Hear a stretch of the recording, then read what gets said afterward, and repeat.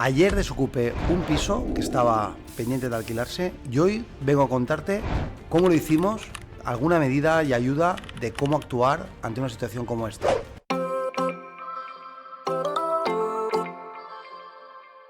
Bienvenidos a nuestro canal de nuevo, bienvenido al canal de Jaime Gil Invest, en el que vamos a hablar de ocupas, un tema que tiene muchísimo ruido, pero que realmente no es tan preocupante bajo mi criterio para la situación real que estamos viendo. Pues en el vídeo de hoy hablaremos básicamente de 4 temas.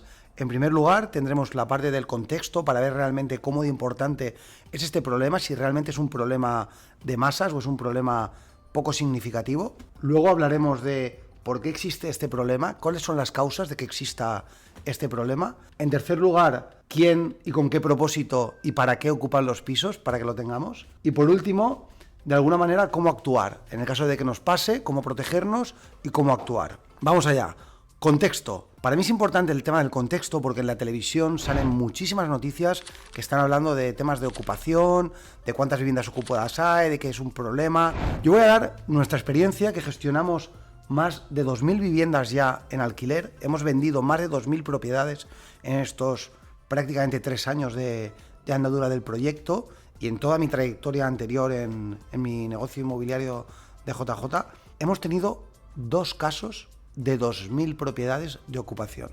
Cuando hablo de ocupar, no hablo de impagados de alquileres, no, hablo de ocupados, alguien que se mete a vivir en una propiedad que no es la suya. Eso para mí es un ocupa. Estamos hablando de un 0,1%. La situación es que es totalmente eventual. Y obviamente ese 0,1% cuando lo ha sufrido ha sido muy impactante. Ha sido muy duro de sostener. Ha sido muy duro de digerir. Es complicado con el contexto que tenemos, con las leyes que tenemos, con la situación que tenemos. Y digerir esto es complicado. Pero en primer lugar, a mí lo que me gustaría es poner un poco papel negro sobre blanco y poder decir, a ver, este problema tiene un contexto. El contexto es que nosotros de 2.000 transacciones inmobiliarias de inversión hemos tenido 2 casos, con lo cual no es tan generalizado. Luego creo que también a nivel de contexto podríamos decir que hay unas ubicaciones donde pasa más y otras donde pasa menos. La prensa lo que dice, porque los datos aquí a nivel de ocupación son complicados según quien los dice, es que prácticamente el 50%, más del 46% de viviendas ocupadas en España están en Cataluña. Por la situación que tienen legislativa, se concentra más en esa zona. Y obviamente, donde hay viviendas, mucho activo bancario, pues hay mucha más ocupación que donde no hay nada activo bancario, porque ahora veremos que es un tipo de vivienda que se suele ocupar más según quién es el propietario, si son fondos o bancos o si son particulares. ¿Por qué existe este problema? Pues básicamente para mí hay 2 cuestiones. Una cuestión sería que hay una necesidad de vivienda, y a día de hoy pues hay muy pocas viviendas, el mercado está excesivamente tensionado en muchas de las ubicaciones, pero para mí la importante no es esta, es la segunda, que es cómo se legisla esta situación. Nos encontramos en un momento en el cual hay una moratoria en los desahucios. Desde el COVID se hizo para ayudar a las personas que podían tener una situación complicada económicamente después del COVID. No sé si os acordáis de esto, que hace mucho tiempo. Pues bueno, esa moratoria se ha ido alargando y la moratoria lo que indica es que no se pueden desahuciar a personas vulnerables. Con lo cual, esa moratoria, que se ha continuado prorrogando, a día de hoy, personas vulnerables no pueden ser desahuciadas. Yo creo que está muy bien pensado el que hay que ayudar a las personas vulnerables. Lo que pasa es que luego hay unos que le dan la vuelta a la tortilla y hacen de la vulnerabilidad un negocio y convierten esa vulnerabilidad en que, como no me pueden tirar de un inmueble, voy a hacer negocio ocupando propiedades, no me van a poder tirar y luego me dedico a hacer negocio con las indemnizaciones que me van a dar para alojar el inmueble. Luego hay un negocio de empresas de ocupación y desocupación que dan un servicio, unos lo creen que es más lícito, otros menos.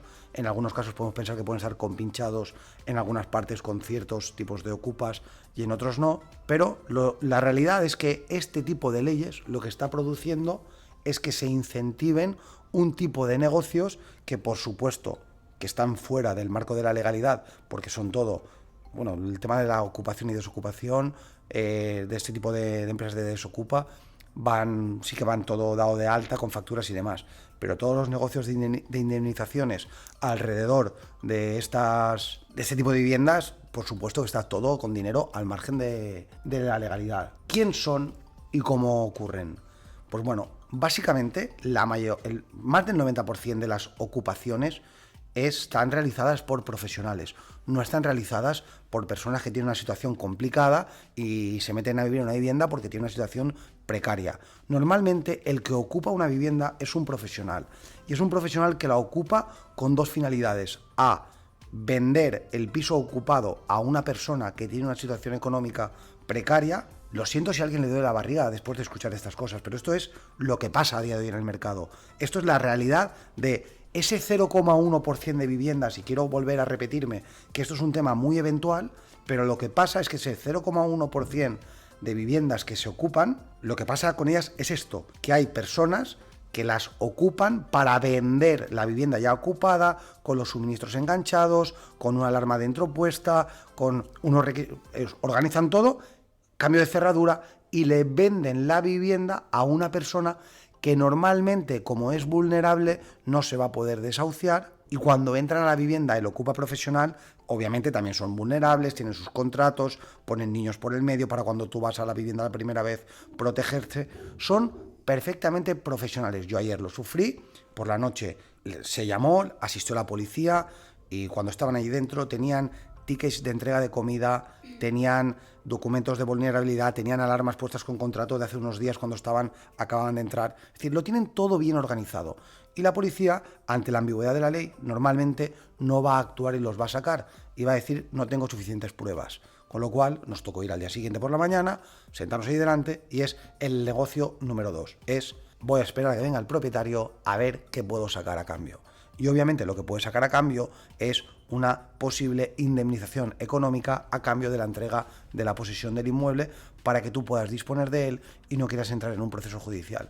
Por lo tanto, cuando nos dicen hay X denuncias al año en temas de ocupas, ese número es totalmente irrelevante, porque la mayoría de desocupaciones, o de más que desocupaciones, de acuerdos que se realizan con ocupas para recuperar una posesión de un inmueble, obviamente no tienen una denuncia y no han pasado por ningún juzgado ni por la policía, porque son acuerdos privados que se hacen al margen de la policía o de los cuerpos de seguridad del Estado. ¿Cómo actuar para protegernos? Pues básicamente los profesionales van a intentar actuar en viviendas que no tienen alarma y que son entidad financiera. Estas hay muy pocas. Intentan desconectar alarmas o intentar que se acabe la luz, cortar la luz para que se desactiven las baterías que tienen las alarmas, y con eso poder entrar. Con lo cual, si tenemos viviendas en una zona con posible incidencia de este tipo de fenómenos, lo ideal es poner una alarma. La alarma va a ser un cambio bastante radical entre el porcentaje de éxito del que quiere entrar en tu casa o que no lo consigan. Con lo cual, para mí la clave es la alarma, porque la alarma te va a determinar en qué plazo, en qué periodo, en qué momento han entrado a tu propiedad, para poder determinar desde que han entrado hasta que ha ido la policía a la vivienda, que el plazo es suficientemente corto como para que aquello no se considere su morada y por lo tanto se pueda actuar y tomar posesión del inmueble.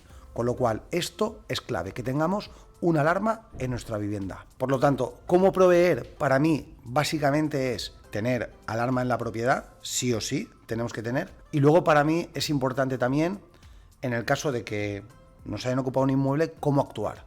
Y si tenemos prueba, es decir, si tenemos alarma con fecha de entrada que podemos justificarlo, yo tiraría de policía y para actuar rápido para que los saquen. En el caso de que no tengamos prueba, mi experiencia es que la mejor vía va a ser una negociación. Va a ser una negociación porque ellos saben más que tú de esto, saben más de leyes que tú de esto, y van a tener montado y orquestado para que no lo saquen del inmueble, y si viene la policía va a poder ser un impedimento en la negociación, porque ellos se van a hacer incluso más fuerte. Con lo cual, si vamos a tener prueba, mi recomendación sería actuar por la vía de los cuerpos de seguridad del Estado, y si no tenemos, sería intentar llegar a un acuerdo económico con ellos. Pensar que en el 90% de los casos son profesionales y lo que van a querer es un acuerdo económico, aunque nos digan, no, es que yo no quiero, yo quiero el piso para vivir, es que tengo una mala situación, que te cuenten lo que quieran.